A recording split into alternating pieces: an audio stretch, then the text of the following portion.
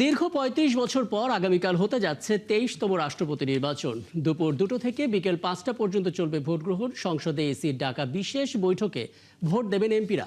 রাষ্ট্রপতি নির্বাচনের প্রধান নির্বাহী কর্মকর্তা এম এম নাসির উদ্দিন জানান, ঐতিহাসিক এই নির্বাচন সুন্দরভাবে সম্পন্ন করতে সব ধরনের প্রস্তুতি নিয়েছেন তারা।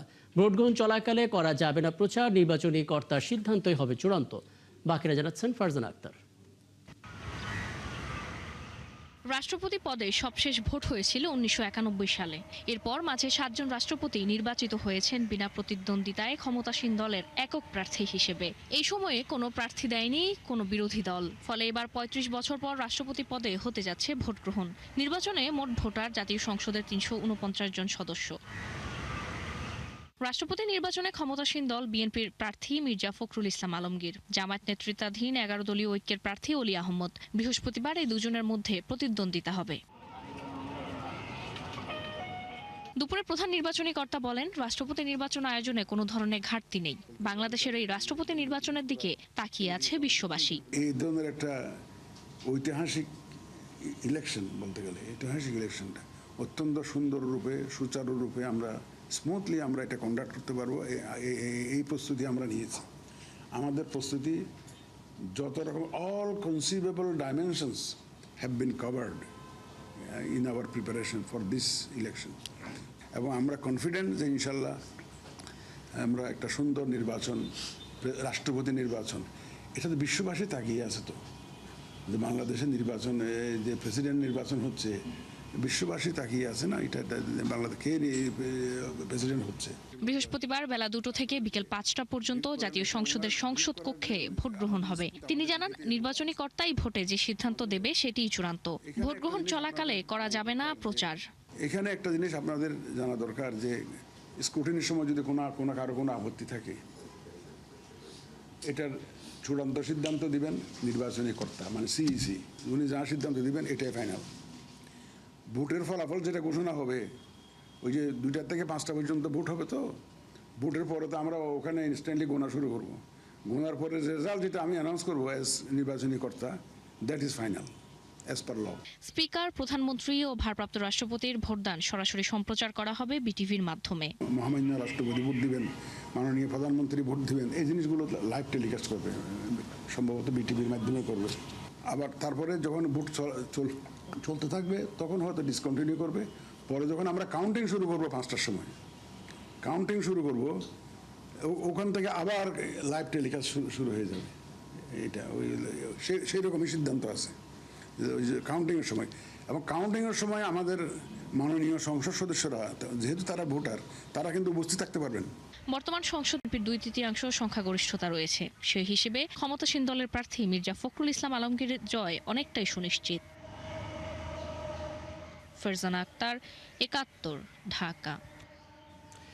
বৃহস্পতিবার হতে যাওয়া এই রাষ্ট্রপতি নির্বাচন নিয়ে কোনো আইনি বাধা নেই বলে জানিয়েছেন অ্যাটর্নি জেনারেল মোহাম্মদ রুহুল কুদ্দুস কাজল। দুপুরে জাতীয় সংসদ নির্বাচনে অংশ নেয়া সব প্রার্থীর জন্য রাষ্ট্রপতি নির্বাচনে ভোট দেওয়ার অধিকার চেয়ে হাইকোর্টে একটি রিট খারিজের পর কথা বলেন তিনি।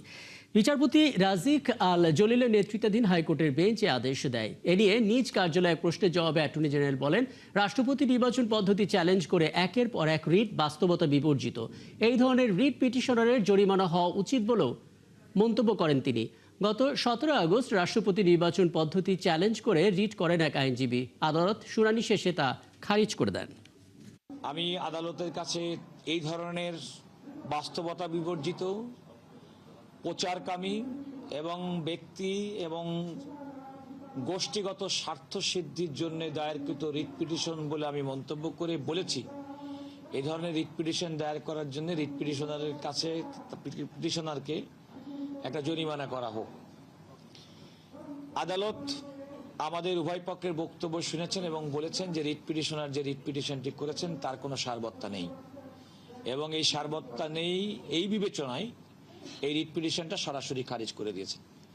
আমি আপনাদেরকে এতটুকু বলতে পারি যে হাইকোর্ট বিভাগে গতকাল একটি দায়েরকৃত রিট পিটিশন যেটি সরাসরি খারিজ হয়েছিল, এবং আজকে আরেকজন আইনজীবী দায়েরকৃত এই রিট পিটিশনের খারিজ হওয়ার মাধ্যমে নির্বাচন অনুষ্ঠানে কোনো ধরনের আইনি প্রতিবন্ধকতা সৃষ্টির কোনো সুযোগ এবং সম্ভাবনা আমরা দেখছি না। জনগণের প্রত্যাশা অনুযায়ী চাপমুক্ত থেকে দুর্নীতির বিরুদ্ধে কাজ করতে চান দুদকের নতুন চেয়ারম্যান বিচারপতি AKM আসাদুজ্জামান। বলেছেন, দ্রুতই দুদকের ভাবমূর্তি ফিরিয়ে আনতে কাজ করবেন তারা। নতুন কমিশনের যোগদানের মধ্য দিয়ে অবশেষে দীর্ঘ 5.5 মাসের নেতৃত্ব শূন্যতার অবসান হলো দুদকে। ইমতিয়াজ সোনির প্রতিবেদন। 167 দিন পর অভিভাবক শূন্য দুর্নীতি দমন কমিশন পেল নতুন নেতৃত্ব। বুধবার সকালে নবনিযুক্ত চেয়ারম্যান বিচারপতি AKM আসাদুজ্জামানের নেতৃত্বে 3 সদস্যের কমিশন রাজধানীর সেগুনবাগিচায় দুদকের প্রধান কার্যালয়ে যোগদান করেন। দুর্নীতিমুক্ত বাংলাদেশ গড়তে বর্তমান সরকারের অঙ্গীকার বাস্তবায়নের অন্যতম সহযোগী স্বাধীন এই প্রতিষ্ঠানের দায়িত্ব নিয়েই নতুন কমিশন কর্মকর্তাদের সঙ্গে পরিচিতি শেষে করেন মতবিনিময়। পরে গণমাধ্যমের সঙ্গে আলাপকালে নবনিযুক্ত 2 কমিশনার জানান, কথাই নয় কাজের মাধ্যমে নিজেদের যোগ্যতা ও সক্ষমতার প্রমাণ দিতে চান তারা। আপনারা দেখেছেন যে বাংলাদেশের একজন অত্যন্ত অভিজ্ঞ বিচারপতি এই কমিশনের চেয়ারম্যান হয়েছে। আমরা স্যারের নেতৃত্বে প্রতিটি বিষয়ে পুঙ্খানুপুঙ্খানু নিরপেক্ষভাবে আমরা সিদ্ধান্ত দিব। আপনারা অতি অল্প সময়ে এই সকল বিষয়ে অগ্রগতি জানান। স্যারের সাথে স্যারের বক্তব্যকে সমর্থন করে এক বাক্যে বলবো, আপনারা দেখবেন বৃক্ষ তোমার নাম কি, ফলে পরিচয় হবে। আর নবনিযুক্ত চেয়ারম্যান বিচারপতি AKM আসাদুজ্জামান বলেন, 18 কোটি মানুষের প্রত্যাশা পূরণে কোনো ধরনের চাপ ছাড়াই দুর্নীতির বিরুদ্ধে কাজ করতে চান তারা।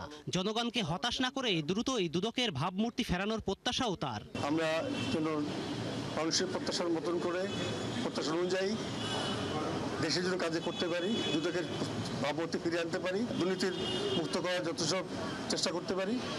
আমার জন্য আপনারা দোয়া করবেন, আমাদের কাজ করা শুরু করে দেন। ইনশাল্লাহ আগামী দিনে ভালো ফল আমাদের আনবো বলে আমাদের প্রত্যাশা আছে। ইনশাল্লাহ জনগণের প্রত্যাশা হতাশ হবে না। আমরা এই 18 কোটি 20 কোটি মানুষের প্রত্যাশার সামনে রেখেই আমরা এখানে আসছি। আল্লাহ আমাদের সহায় হোক। গত 3 মার্চ আব্দুল মোমেনের নেতৃত্বাধীন 3 সদস্যের কমিশন পদত্যাগ করেন। এরপর থেকেই নেতৃত্ব শূন্য ছিল রাষ্ট্রীয় দুর্নীতি বিরোধী এই প্রতিষ্ঠান। ইমতিয়াজ সোনি, 71, ঢাকা। কোন নিরাপত্তা বাহিনীর বিরুদ্ধে গুমের অভিযোগ উঠলে এবং তা তদন্তের দায়িত্ব যদি সেই একই বাহিনী পায়, তবে ন্যায় বিচার নিশ্চিত হবে না বলে মন্তব্য করেছেন আন্তর্জাতিক অপরাধ ট্রাইব্যুনালের সাবেক চিফ প্রসিকিউটর তাজুল ইসলাম। বুধবার রাজধানীর কারণ বাজারের BDBL ভবনে আয়োজিত সংলাপে এসব কথা বলেন তিনি। প্রস্তাবিত জাতীয় মানবাধিকার কমিশন আইন এবং গুম সংক্রান্ত আইনের খসড়া প্রসঙ্গে তাজুল আরও বলেন, আইনগুলোতে তদন্তের ক্ষমতা সংশ্লিষ্ট বাহিনীর হাতে দেওয়ার মাধ্যমে ভুক্তভোগী এবং বাহিনীর কর্মকর্তা 2 পক্ষকেই ঝুঁকিতে ফেলা হচ্ছে।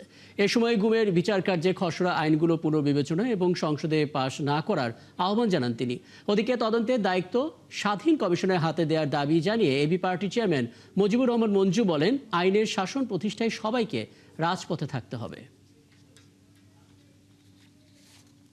আইনটা হয়েছে যে আপনি তদন্তের বাহিনীগুলোর অপরাধের তদন্ত বাহিনী নিজেরা করবে, জীবনে কোনোদিন তদন্ত হবে।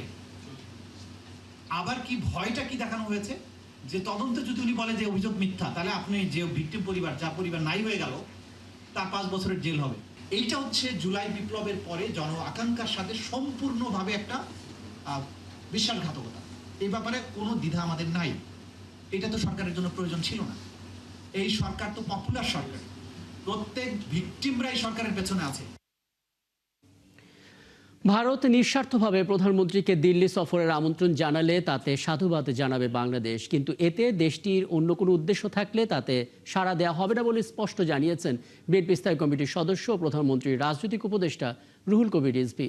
দেশের সার্বভৌমত্ব রক্ষা করেই সব দেশের সাথে সুসম্পর্ক রাখা হবে বলেও জানান তিনি। মাহিলা ইসলামের রিপোর্ট।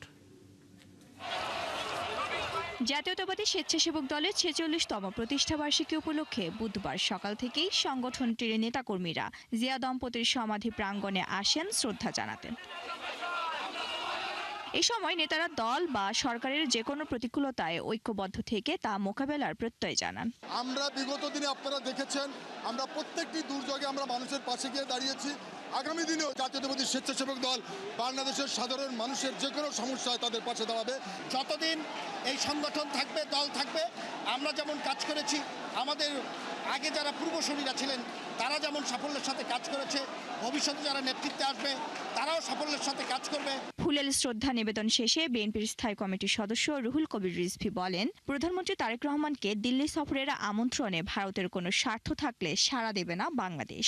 সকল দেশের সাথেই আমাদের প্রধানমন্ত্রী তিনি সম্পর্ক রাখবেন, তিনি যাবেন, আমরাও সবাইকে আমন্ত্রণ জানাবো। কিন্তু ভিতরে যদি কোনো শর্ত থাকে তাহলে সেই শর্ত দিয়ে কখনো বন্ধুত্ব হয় না। বিশ্বের সব দেশের সঙ্গেই সম্পর্কের ক্ষেত্রে বাংলাদেশের সার্বভৌমত্ব ও জাতীয় স্বার্থই সর্বোচ্চ প্রাধান্য পাবে বলে জানান তিনি। বাংলাদেশ স্বাধীন সার্বভৌম দেশ, বাংলাদেশ সমতার ভিত্তিতে সকলের সাথে বন্ধুত্ব করতে চায়, কিন্তু কোনো শর্ত দিয়ে বন্ধুত্ব হয় না। ফ্যাসিস্ট আওয়ামী লীগ ক্ষমতায় থাকাকালে তাদের নির্বাচনী প্রতিশ্রুতি বাস্তবায়ন করেননি বলেও অভিযোগ করেন প্রধানমন্ত্রীর এই উপদেষ্টা। প্রতারণা, ভণ্ডামি, মিথ্যা আশ্বাস, এই ছিল আওয়ামী লীগের নীতি, এটাই আওয়ামী লীগের কালচার। মাহিলা ইসলাম, ৭১, ঢাকা। সাংবাদিকতা পেশা যেন কেউ কলুষিত করতে না পারে সে বিষয়ে সকলকে সজাগ থাকার আহ্বান জানিয়েছেন তথ্যমন্ত্রী জহিরুদ্দিন স্বপন। সকালে তথ্য ভবনে সাংবাদিক সুরক্ষা এবং কল্যাণ ফাউন্ডেশনের ৫ম প্রতিষ্ঠা বার্ষিকীর অনুষ্ঠানে তিনি কথা বলেন। অতীতে ক্ষমতার অপব্যবহার করে যারা মানুষের ক্ষতি করেছে এবং এতে যে সমস্ত সাংবাদিক সহযোগিতা করেছে তাদের সকলকেই আইনের আওতায় আনা হচ্ছে বলেও সতর্ক করেন মন্ত্রী। তার দাবি, বর্তমানে সাংবাদিকদের স্বাধীনতা আগের যে কোনো সময়ের চেয়ে বেশি।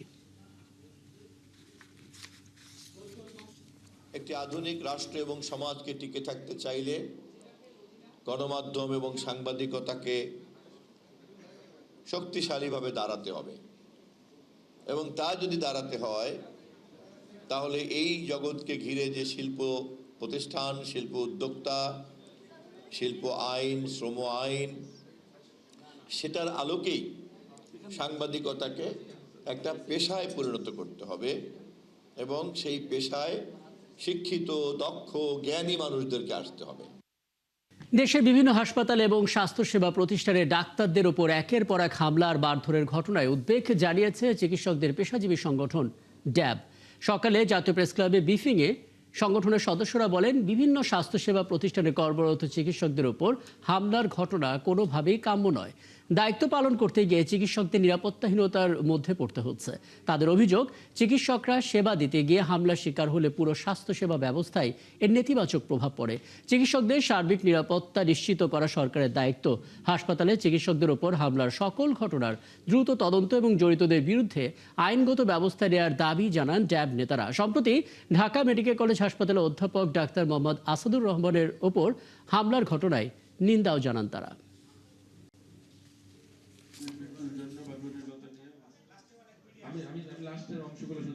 সময় দেবে এবং তা বাস্তবায়ন করতে হবে। রোগীর মৃত্যুর জন্য বা জটিলতা নিয়ে অভিযোগ থাকলে তা সহিংসতার মাধ্যমে নয়, তদন্ত কমিটির মাধ্যমে নিষ্পত্তি সুনির্দিষ্ট আইনি কাঠামো গড়ে তুলতে হবে। সর্বোপরি হাসপাতাল ও চিকিৎসকদের প্রতি সহিংসতা রোধে গণমাধ্যম, সামাজিক যোগাযোগ মাধ্যমসমূহের ব্যাপক জনসচেতনতা কার্যকর পরিচালনা করতে হবে, যাতে চিকিৎসকদের প্রতি জনগণের আস্থা আরও সুদৃঢ় হয়। হলফনামায় তথ্য গোপন করার অভিযোগে এনসিপি নেতা নোয়াখালী ৬ আসনের সংসদ সদস্য আব্দুল হান্নান মাসুদের সংসদ সদস্য পদ বাতিল চেয়ে হাইকোর্টে রিট করা হয়েছে। আজ নোয়াখালীর হাতিয়া উপজেলার স্থানীয় বাসিন্দা নাজমুল হোসেন হাইকোর্টের সংশ্লিষ্ট শাখায় এই রিট করেন। বিচারপতি রাজিক আল জলিল এবং বিচারপতি দেবাশিস রায় চৌধুরীর হাইকোর্ট বেঞ্চে এ শুনানি হবার কথা রয়েছে। রিটে সংসদ সদস্য পদ শূন্য ঘোষণা সহ প্রয়োজনীয় পদক্ষেপ নিতে আইন মন্ত্রণালয়ের সচিবের মাধ্যমে সরকারের প্রতি নির্দেশনা চাওয়া হয়েছে। পেয়ারে ছিল আমাদের পেয়ার, আমরা রুল চেয়েছি যে কেন তার সংসদ সদস্য পদ শূন্য ঘোষণা করা হবে না, কেননা সে ইতিমধ্যে তার যে পদে থাকার যে যোগ্যতা, উনি শুরুতেই যে কাজটা করেছেন সেটা হলফনামায় বিভ্রান্ত তৈরি করেছেন, হলফনামা জালিয়াতি করেছেন, হলফনামায় মিথ্যা তথ্য দিয়েছেন। তার যদি ১ কোটি টাকার প্রপার্টি না থাকে সে কেন দিয়েছেন সে নিজেই স্বীকার করলো। আবার সে কোথা থেকে ১ কোটি টাকার প্রপার্টি তার আসলো, এটা একটা তদন্তের বিষয়ে ইনভেস্টিগেশন হতে পারে। পরবর্তীতে আমরা চাইতেই পারি, আমরা সেটাও চেয়েছি, সেটার সেই মর্মে একটা রুল চেয়েছি এবং আমরা ডিরেকশন চেয়েছি to declare the backend. SSC ও সমমানের পরীক্ষার খাতা চ্যালেঞ্জে এবার রেকর্ড আবেদন করেছেন শিক্ষার্থীরা। 11 শিক্ষা বোর্ডে যার সংখ্যা প্রায় ১৩ লাখ। বিপুল সংখ্যক এই খাতা পুনর্মূল্যায়ন করে নির্ধারিত সময়ে ফল প্রকাশ করাটা এখন বড় চ্যালেঞ্জ। এতে ফল পরিবর্তন হলে একাদশ শ্রেণীর ভর্তিতেও তৈরি হতে পারে জটিলতা। জুলিয়া তানহার প্রতিবেদন। 2 দশকের মধ্যে চলতি বছরের এসএসসি ও সমমান পরীক্ষায় সবচেয়ে কম পাশের হার। প্রত্যাশিত ফল না পাওয়ায় শুরু হয় খাতা চ্যালেঞ্জের হিড়িক। 11 থেকে 17 আগস্ট পর্যন্ত অনলাইনে আবেদন করেছেন 4 লাখের বেশি পরীক্ষার্থী। 11 শিক্ষা বোর্ডে জমা পড়েছে প্রায় 13 লাখ আবেদন। এর মধ্যে লিখিত পরীক্ষার উত্তরপত্র পুনর্মূল্যায়নের আবেদন 10,56,000-এর বেশি, আর ব্যবহারিক পরীক্ষার জন্য আবেদন পড়েছে 2,31,000-এর বেশি। শুধু ঢাকা বোর্ডে আবেদন 3,35,677টি। এত সংখ্যক আবেদনে হতবাক শিক্ষামন্ত্রী। বর্তমান পুনর্নিরীক্ষণ পদ্ধতিতে পরিবর্তন এনে নতুন নীতিমালা করার কথা জানান তিনি। আমরা একটা নীতিমালা তৈরি করব, কোন ধরনের খাতাগুলো রি এক্সামিন হতে পারে। আপনি জিপিএ গোল্ডেন প্লাস পাওয়ার পর আপনি রি এক্সামিন করতে যাচ্ছেন। একদিকে পুনর্মূল্যায়নের আবেদনের পাহাড়, অপরদিকে এইচএসসির ভর্তি শুরুর আগে কম সময়। কিভাবে সামাল দেবে শিক্ষা অধিদপ্তর? এই 13 লাখের সমাধান না হওয়া পর্যন্ত আপনার ভর্তি কার্যক্রম কিন্তু শুরু করা যাবে না। ফর এক্সাম্পল, যে মনে করেন যে কেউ এখন এ পেল, এখন দেখা গেল যে সে তার এই নম্বর দিয়ে সে অ্যাপ্লাই করলো তার একটা পছন্দের কলেজে, তার জিপিএর কারণে সে চান্স পেল না। পরে দেখা গেল যে তার রেজাল্ট রিভ্যালুয়েট করার ফলে তার রেজাল্ট A+। তো দেখা গেল যে A+ হলে সে ওই কলেজে ভর্তি হওয়ার সুযোগ ছিল। তখন তো আরেকটা জটিলতা তৈরি হবে। সঠিকভাবে পুনর্মূল্যায়নে ব্যর্থ হলে শিক্ষা ব্যবস্থায় তৈরি হতে পারে অস্থিরতা, মত্তার। এখন আপনি যদি বিকল্প খুঁজতে যান যে কোনো মতে আমি সময় বাঁচানোর জন্য, আমি করার জন্য আমি নীতিমালাটাকে বদলাই ফেলবো, তাহলে কিন্তু এটা আরেক ধরনের সমস্যা যাবে। কেউ হাইকোর্টে যাবে, কেউ রিট করবে, ঠিক আছে। আবার দেখা যাবে যে এক ধরনের বিক্ষোভ হবে, আবার একটা আনরেস্ট পরিস্থিতি সৃষ্টি হওয়ার একটা আশঙ্কা থেকে যায়। তা আমরা তো এগুলো আর চাচ্ছি না এগুলো। তবে আন্তঃশিক্ষা বোর্ড সমন্বয় কমিটির সভাপতি বলছেন, নতুন খসড়া নীতিমালা অনুযায়ী দ্রুতই পুনর্মূল্যায়নের কাজ শেষ করা হবে। ফলে একাদশ শ্রেণীর ভর্তি কার্যক্রমে বাড়তি চাপ পড়বে না। ভর্তি তো তাদের আসন তো যে প্রচুর খালি থাকবে, তাই না? তারপরও যেটা সংকট হবে যে সে যেটা চায় সেটা পায় কিনা। ভর্তি নীতিমালা প্রণয়ন হবে, তখন এই ব্যাপারগুলো সব ক্লিয়ার হওয়া যাবে। এতদিন খাতা পুনর্নিরীক্ষণে শুধু নম্বর যোগে ভুল বা কোনো প্রশ্নের নম্বর বাদ পড়েছে কিনা তা যাচাই করা হতো। পরীক্ষকের মূল্যায়ন সঠিক হয়েছে কিনা তা দেখার সুযোগ ছিল না। দীর্ঘদিনের দাবি ও উচ্চ আদালতে রিটের পর এবার সেই ব্যবস্থায় পরিবর্তন এনে উত্তরপত্র পুনর্মূল্যায়নের সুযোগ দেয়া হচ্ছে। জুলিয়া তানহা, 71, ঢাকা। চলছে সংবাদ সংযোগ। সরাসরি সংবাদ অনুষ্ঠান দেখতে চোখ রাখুন 71 ফেসবুক পেজে এবং সাবস্ক্রাইব করুন 71 ইউটিউব চ্যানেল। থাকুন 71-এর সাথে।